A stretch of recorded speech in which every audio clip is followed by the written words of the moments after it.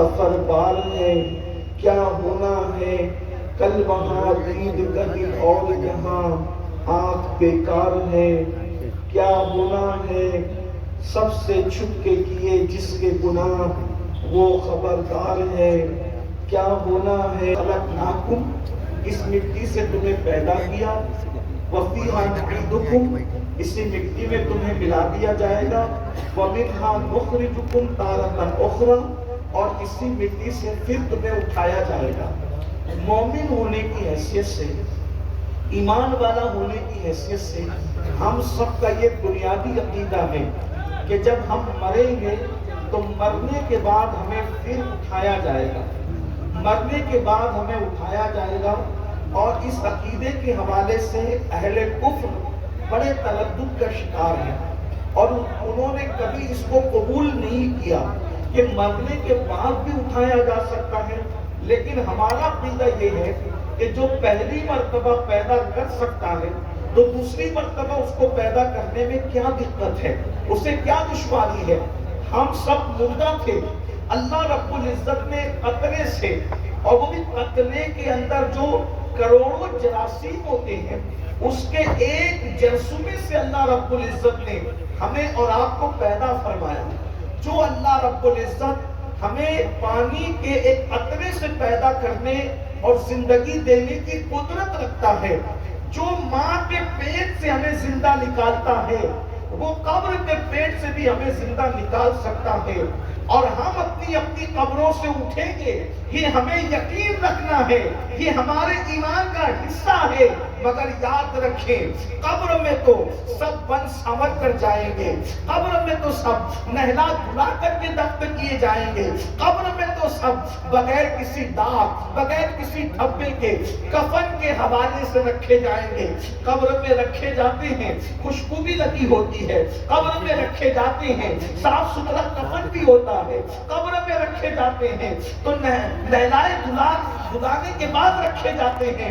مگر یاد رکھنا، ہر مسلمان کو، ہر انسان کو نہلا دھلا کر، اچھا کفن پہنا کر اس کی قبر میں اسے رکھا جاتا ہے۔ مگر اب دل کے کانوں سے سننا، میں نے پہلے ہی کہا تھا کوئی لمبی تمہید نہیں ہوگی، مگر جب قبر سے اٹھائے جائیں گے قیامت کے دن میدان محشر میں، جب انسانوں کو ان کی قبروں سے اٹھایا جائے گا، اللہ اکبر، جب سب اپنی اپنی قبروں سے اٹھیں گے تو قبروں سے اٹھنا ایک حالت میں نہیں ہوگا، ایک شکل میں نہیں ہوگا، بلکہ آئیے اللہ اکبر، آپ کے سامنے ایک حدیث مبارکہ میں آپ کے پیش کروں، اس کو مفہوم پیش کروں۔ خطیب بغدادی اپنی کتاب کے اندر ایک حدیث نقل کرتے ہیں، اللہ کے رسول صلی اللہ علیہ وآلہ وسلم نے ارشاد فرمایا کہ میری امت کے لوگ جب اپنی قبروں سے اٹھیں گے تو ان کے 10 گروپ ہوں گے، وہ 10 گروپ میں تقسیم ہوں گے، الگ الگ گروپ کی شکل میں اٹھیں گے، اللہ اکبر۔ اور جب لوگ اٹھیں گے اپنی اپنی قبروں سے تو ان کی شکلیں انسانوں جیسی نہیں ہوگی، بلکہ وہ جو اعمال کرتے ہوں گے ان کے اعمال کے مطابق ان کی شکلیں ہوں گی۔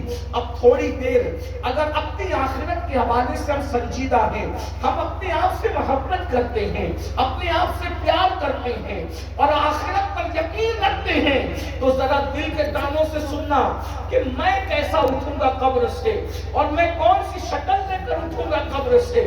اللہ اکبر، میں نے کتاب کا حوالہ پڑھ دیا آپ کے سامنے۔ اب آئیے، اللہ کے رسول صلی اللہ علیہ وآلہ وسلم ارشاد فرماتے ہیں، پہلا گروپ جو قبر سے نکلے گا، بہنوں کی بھی توجہ چاہتا ہوں، بڑی تعداد میں مائیں اور بہنیں بھی موجود ہیں، بہنوں کی توجہ اس لیے چاہتا ہوں کہ یہ نصف امت ہے، یہ آدھی امت ہے۔ اگر ایک عورت کی اصلاح ہو جائے تو عورت وہ چیز ہے کہ عورت کے سنورنے سے پورا معاشرہ سنور سکتا ہے، پورا خاندان سنور سکتا ہے، پورے خاندان میں انقلاب آ سکتا ہے۔ اللہ اکبر، 10 قسم کے لوگ قبروں سے اٹھائے جائیں گے، یعنی جب قبروں سے اٹھیں گے الگ الگ صورتیں ہوں گی، الگ الگ شکلیں ہوں گی. پہلا گروپ جو اپنی قبر سے نکلے گا، اللہ کے سچے رسول صادق و مصدوق مصطفیٰ کریم صلی اللہ علیہ وآلہ وسلم فرماتے ہیں پہلا گروپ جو قبر سے نکلے گا وہ بندر کی شکل میں ہوگا. اللہ اکبر. انسان ہو کر ان کی شکلیں بندر کی طرح کر دی جائے گی، یعنی وہ بندر کی شکل لے کر اٹھیں گے. پورا جسم انسان کی طرح ہوگا اور چہرہ بندر کی طرح ہوگا. ذرا غور تو فرمائیں. اللہ اکبر. اگر چہرے پہ پھنسی آ جاتی ہے، شادیوں میں شریک ہونا بند کر دیتے ہیں. چہرے پہ پھنسی آ جاتی ہے، بچے کلاس جانا بند کر دیتے ہیں. پھنسی والا چہرہ لے کر کے میں لوگوں کے سامنے کیسے جاؤں؟ اللہ کے بندو، تمہارے اور میرے سچے رسول فرما رہے ہیں کچھ لوگ بندر کی شکل میں اٹھیں گے اپنی قبر سے. صحابہ کرام نے پوچھا یا رسول اللہ صلی اللہ علیہ وآلہ وسلم، ہمارے ماں باپ آپ پر قربان، جن کی شکلیں بندر کی طرح ہوگی ان کا گناہ کیا ہوگا؟ وہ کیا گناہ کرتے ہوں گے جس کی وجہ سے وہ بندر کی شکل میں اٹھیں گے؟ تو آقا ارشاد فرماتے ہیں وہ چگل خور لوگ ہوں گے، چگلیاں کرتے ہوں گے، ادھر کی بات ادھر کرتے ہوں گے، ادھر کی بات ادھر کرتے ہوں گے. چگل خور اپنی قبروں سے بندر کی شکل میں اٹھیں گے. آج ہمارے معاشرے میں چگلی کا جرم کتنا بڑھتا جا رہا ہے. بھائی بھائی میں جھگڑا ہے چگل خوری کی وجہ سے، دوست دوستوں میں نفرت ہے چگل خوری کی وجہ سے، دو پیروں کو لڑایا جا رہا ہے چگل خوری کی وجہ سے، دو داروں میں آپس میں جھگڑا ہے چگل خوروں کی وجہ سے. اگر چگل خوری معاشرے سے ختم ہو جائے تو انشاءاللہ 90% جھگڑے ہمارے معاشرے سے ختم ہو سکتے ہیں. آج ساس بہو کے اندر جو اختلاف ہے، کبھی دیورانی چگلی کرتی ہے، کبھی جٹھانی چگلی کرتی ہے، کبھی نند چگلی کرتی ہے. یاد رکھو مومن کا سینہ قبرستان کی طرح ہوتا ہے. جیسے قبرستان میں ایک مرتبہ مردہ دفن ہونے کے بعد دوبارہ نکالا نہیں جا سکتا، مومن کے سینے میں ایسے باتیں دفن ہو جاتی ہیں مومن اپنی زبان پر نہیں لایا کرتا. مگر اللہ اکبر، آج چگل خوری کو تو گناہ تصور ہی نہیں کیا جاتا. آج یہ مجھے بات یاد آئی ہے، حجت الاسلام امام غزالی رحمت اللہ علیہ چگل خوری سے بچنے کی فضیلت پر بہت خوبصورت واقعہ بیان کرتے ہیں. امام غزالی اپنی تفسیر سورہ یوسف میں لکھتے ہیں کہ حضرت یوسف علیہ السلام کے